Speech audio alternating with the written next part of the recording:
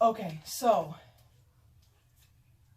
I've never specifically asked you, and if you don't want to answer, that's fine. I mean, obviously, to a certain extent, it's a little bit obvious, but are you willing to share your disability or disabilities so that I can help assess what type of training the dogs need to have? So I know, like, okay, so obviously I know you have some physical disabilities. I also know some people suffer from PTSD or anxiety, and maybe don't want to share that. If you're willing, great. There's a lot, according to doctors, there's a lot more mental damage than there is physical. Okay, and that's the TBI? Yeah. So, my reason for asking that is, like, I think you know, I've already started training him to put his chin on your lap, you know, kind of a deep pressure type thing. So I'm just kind of wondering if that type of stuff would be helpful. Definitely, it's reassuring. It's and forgive me for closing my eyes. No, don't worry. It helps me focus. It's reassuring. It's I guess confidence without, you know, it being mine, if that makes sense. It's reminding me that, you know, I'm okay. Right. Yeah, that's what it is for me. And then the physical issues are mainly your left leg. It's all left side, right side of the face, left side of the body, because it's right brain damage. Okay. Right side of the face, left side of the body. Okay, cool. So my left arm, I can maybe carry something with it, but you wouldn't ask me to pick anything up. Like I could, if I give all my focus, I can do it. Wow. But I can't, if anything else happens and it draws my attention, I don't know what my hand's going to do. Yeah. If I'm not paying attention,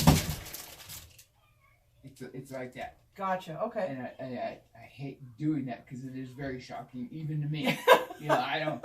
Yeah. Then you throw in depth perception, and things get very entertaining. So that's really good for me to know too, because that's something I need to make sure that the dog is trained for, to kind of expect that type of. Yeah. So, for example, we were in Costco yesterday, and there was a guy in line behind me, and he had this huge box, and he was sliding it.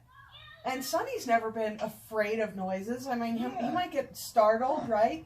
But because this guy was like dragging this box behind us as we moved up in line, it really bothered him. Really? It was interesting, yeah. Well, so I went, okay, that's something I need to get him used to. And my line of work, he's going to have to be used to a lot of quick movements and a lot of accidents. Right. You know, like, you know, little kids. See, where there's a lot going on already, I don't think it would be shocking to him. You know what I mean? Okay. And I think, like, you know, okay, so anyway, well, we're not talking about him specifically. No. Okay, so right side of face, left side of body. Got it. And then I already know this, but I have to ask anyway. Will you be able to obtain a doctor's note verifying the disabilities? I have it now already. Great. Dr. Richard Covey, he gladly, quickly signed off on it, stamped it with the stamp and all that good stuff, and it says, it's basically just telling the apartment complex, you know, this is a service animal, Ryan's in need, please waive the animal deposit. Okay. Yeah, because that's basically what I thought it was for when we spoke. You know, I didn't know what else I would need. Okay, I know that there's a specific clause. I don't know it off the top of my head, but there is a specific clause that certain agencies like to see. I'll get that for you. Okay. Because I'm sure you could get it. So, like, whatever it is, he quickly signed off on it the first time. There's no reason he wouldn't this time. And that way, like, if you ever needed to fly, Air Carriers Access Act, they can be kind of funny about letting service dogs on the plane. They want to make sure it's a legitimate service dog.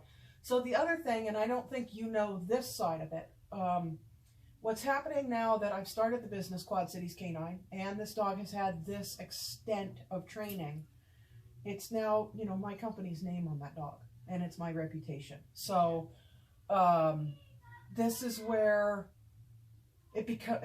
I'll get into it a little bit later, but it becomes a little bit more important as far as keeping up the training. And and it's important for you anyway, because I think I had mentioned to you, you know, if there's a task that he knows that he doesn't do for a while, he might lose it. He might need to be retrained on it. Okay. So some tasks he knows you might not even need, that's fine. Let him go by the wayside, doesn't matter. But if there's something that you need every once in a while, it's important to practice it regularly. You know what I mean? Does that make sense? Yeah. Yeah. So, okay. So then one of the questions I have for you is the height of the dog important to you? Most definitely. And this is a perfect height. If it was any smaller, only because I need brace. That's what I thought. Ability up and down stairs. When I'm walking, and again, the depth perception, and being that my left leg, sometimes it just, well, it's hard to walk on uneven ground. Yeah. So it would be great to have, you know, him, especially at his height, that is going to help me through that. But also there's times when my brain, because it is, sorry. That's okay. Because it is a nerve connection, my brain tells my leg to move. And sometimes the leg didn't move. Right. The brain thinks it did. Right. So I go to step, and the leg ain't there. So Okay, having okay. a dog at that level to you know, Yeah. kind of, Yeah. it's gonna It be is another important. surprise to him too. You know, Yeah. because it's a surprise to me. You know, Sure. my brain has gone, yes, your left leg moved, and then I go to step, and there's nothing there. Okay, so my next question for you, this is an easy one, is how tall are you? I'm 5'11". You are that tall. Wow. Yeah. Okay. Well, it's debatable. I go to doctors and say I'm 5'10". I go Oh. to doctors and say I'm 5'11". Okay. I'm 5'9". Blah, blah. So the brace that I borrowed to use for him, it's the tallest handle you can get, and the importance of it is you can't have anything over 6 inches above the dog's back, because I think, you know, as you work with things with leverage, you know, like I could pry a 120-pound rock with a really long bar, like it was nothing. So that theory given to the dog, if you have a longer handle on that dog, you're going to hurt his back. Okay, so even with his height, you know, it's a little bit of a drop, you know, but that's all we can do, you know, short of getting you a dog that's 2 inches taller. Well, I've been using the cane. The cane I have now is proper size, but I started using one that was too small anyway. Oh gosh. So, yeah, it was awkward, but it worked. So and I think it'll be okay, because I think we'll try it later, and then and it'll be fine on stairs is the biggest thing. And good news is he took to that brace like that, which I was really, because I'm like, I'm going to have to train him on it, and to a certain extent I am. I'll work with him. But I'm sorry to interrupt. No, go ahead. That was the biggest excitement to me, is when you had brought him over to the apartment and you let me walk up with him. He didn't move from my side, and that when you left, I just went. Because one, I might even get a little emotional. He's gonna be my best friend. Yeah. He's gonna be. It's gonna be equal companion as much as it is a service dog. Sure. So the fact that my future best friend, he is now already, but I say that because I don't quite have him in my possession yet. But that he walked, and it almost felt like he cared. Yeah. You know, it almost felt like he's right there for you. He wants to look out for me. You know, Yeah. and that was. Well, that's his job. Yeah, you know? that was. And you know, this dog wouldn't do that for a lot of people. No, and that touched me, and I didn't know how to say it. You know, I'm not. My emotions don't. Yeah, you don't have to get all mushy. They don't come out too well. You know, I'll even be driving home later and be upset that I was emotional. Oh, stop it! I don't know what you're talking about. I didn't hear you. You're a dummy. Okay, so here's my next question for you, and you may or may not be able to answer this well, and don't worry about it. I can help you with a couple of ideas. And that's, do you already know what tasks you need a dog to perform for you? So, like, we just talked about it. You need a dog to walk right next to you going up and down stairs. Uneven ground, even curbs. And even standing up? Yeah, standing up. Even getting out of a chair like this, and especially if the chair's not steady, having the dog there to be steady for me makes a big difference. Huge. Yeah. Again, curbs. I have the worst time when the ground suddenly drops off, unless they have which Arizona doesn't have often, unless they have the curb painted one color. I don't know suddenly. Oh, right, because you don't have the depth of field. Yeah, and I'm just walking thinking, okay, it's level ground, and suddenly there's no ground there. Dang it. It's happened numerous times. This is why you have to keep yourself in such good shape. Right? Yeah, absolutely. Oh my gosh. And in California, as much as I dislike California, they still are very strict standards for disabled people. I believe that's right, yeah. My work I'm at now, it's not the permanent location because temporarily I'm in Prescott. It's an older building. It was built in '85. They don't have an escalator. It's 2 stories. I'm constantly going up and down stairs, and it's wide enough to accompany multiple people side by side. So I don't have both. Yeah, you can't hold on. Yeah, so he's going to be a blessing in a number of ways. That's awesome. In big crowds, having him to stand on the side or stand behind me, kind of protect this side of me that I can't see. When I am part of the mental disabilities, when I am surprised, there are reactions. It's they say fight or flight. Well, I'm not a flight. Right, so right. You sneak up on me and it's gonna hurt. Okay, so one of the things that I've trained him to do, and that was for my own PTSD, is what's called rear place. So if I'm standing in line at a store, I can't handle people behind me.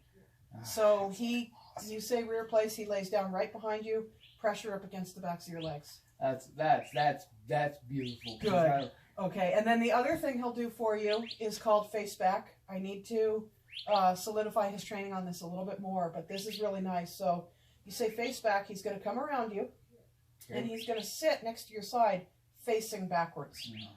Awesome. So again, you're going to know if somebody walks up because he just automatically moves. I mean, you'll just know. I'll be the first 3-eyed man. Right? I got 2 eyes there, 1 eye there. Oh, there you go. Yeah. And then you throw my God. Well, anyway. So and then one other thing that he knows that I think you saw in the videos is for those foot switches. So you won't have to walk all the way across the room to turn a light off. I mean, I don't know your exact setup for that type of stuff at home, but you'll be able to just send him and hey, go turn that on and off. Wow. If that's handy for you. Okay, So I must. My memory, and I don't remember seeing the. He does light switches. Well, the ones that are on the floor. Oh, okay. Yeah. Okay, So I'll have to switch that up because I don't have any on the floor. Gotcha. Okay. But okay. So I can start working with him again. I was starting to work with him on turning regular light switches on and off, and he's happy to jump up and hit the handicap buttons. He does a doorbell. I can definitely start working with him again on the light switches. So they can do it. I actually have a practice board here somewhere. Oh, it's my camera's on it right now. But I had started him on that, and then I just thought, I wasn't sure if I was going to sell him or keep him or what. So I started training him more for the stuff that we need. And I have all of our lights on these foot switches because my mom broke both of her shoulders, so she can't reach up like under a lamp to get the switch. Yeah. Yeah. So I just started doing that. Okay. So like I said, my left arm is basically only good for carrying things. So I'm carrying things in my left arm. My right arm's using a cane. Right. And if I were to take pressure off the cane to flip a light switch while I'm holding stuff in this side, it's iffy. I don't know if I don't know if I'll fall. It's not every time. I never know. But it becomes iffy. The light switches at your apartment, are they the little switches that protrude out, or are they those toggle switches? No, they're just the up and down. Okay, got it. Yeah. Okay, cool. So light switches, I'll work on that. And I think he picks up dropped items. So we'll work on, huge. we'll have to literally train him to picking up things for you, your wallet, your keys, Okay. you know. So everything we've been practicing on, he's already used to. Okay. So we want to start getting him more used to. He's very happy to pick up money. I don't know why. Money and credit cards. I would be happy He to should pick have up been a money woman. if I could. No, you should have been a woman. My cane is going to be one that I drop. You all want him the to go time. get it? Okay, perfect. Yeah, I just drop it all the time. Super. I can definitely get him to do that. And then I've also started him on training him to go get his own leash. I thought that would be really handy Cool. for you. Yeah. So you're ready to go, and if you happen to be sitting in your chair by the door, you can just, hey Sonny, go get your leash so you don't have to walk across the room.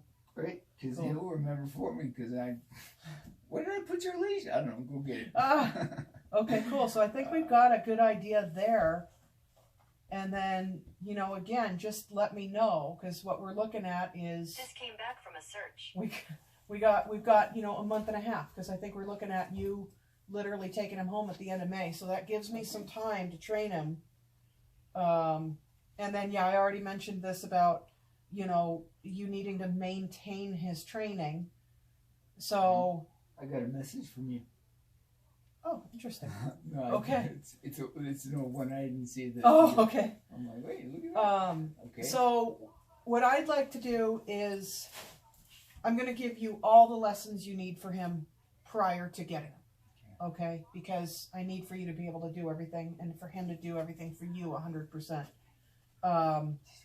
After you take him, what I want to do is do an assessment like every 90 days. And if we need it more often, that's fine. Okay, so that way, if I have to take him home and train him for a couple of days, retrain him on something, or you find out you need him trained for something new, we can do that. Okay? Everything for the first year, there's not going to be any charge for that. See this Okay. right here. This right Yeah. here. That's what you need Thank right there, you, right? Thank you. Thank you. Thank you. See, he doubles as an emotional support dog. I just love how much he loves you. And how huge it was that he was trying to climb into your car. Oh, Yeah. he just, yeah. Yeah, it's your car too now. Yeah. It's not just my car. Oh, you are my buddy. You are my buddy, and you don't even know it. So there's literally, and we talked about this, there's literally a requirement in your purchase of him Okay. that you complete these minimum of 10 1 to 2 hour Sure. lessons with him, because you're going to need it, you know. Oh, It just takes, Absolutely. you know, my phrase is it takes a minute, but, you know, Yeah. it takes a minute to learn. You know, you've got to learn and in what my case, what it's he going knows. to take a few more minutes. Yeah, or like I said, you know, we'll figure out if we need to change some hand signals or anything like that. Okay, so then, okay, like I mentioned, everything for the first year, no charge. Okay, any lessons you need, if he needs to come back to me for training, and I know that'd be hard for you to give him up, but you know, Yeah. he's your service dog. He's got to be able to perform Right. what you need him to perform. And then after the first year, you know, again, it's my requirement is every 90 days. We do like a little assessment test, get together. Then I would charge you if you needed help, Okay. you know. And we'll work that out. It's not going to be, you know, my fee isn't going to be something you can't afford. So that was it. That was just all I needed to make sure, you know. And then, of course, we would have done this interview and you wouldn't have already have met Sonny. So then I'd be saying to you, well, I think I have a dog that can serve your needs. Let me go Awesome. get him and introduce him to you, and we'll start to That's see if cool. you two can get along. That's And cool. yeah, so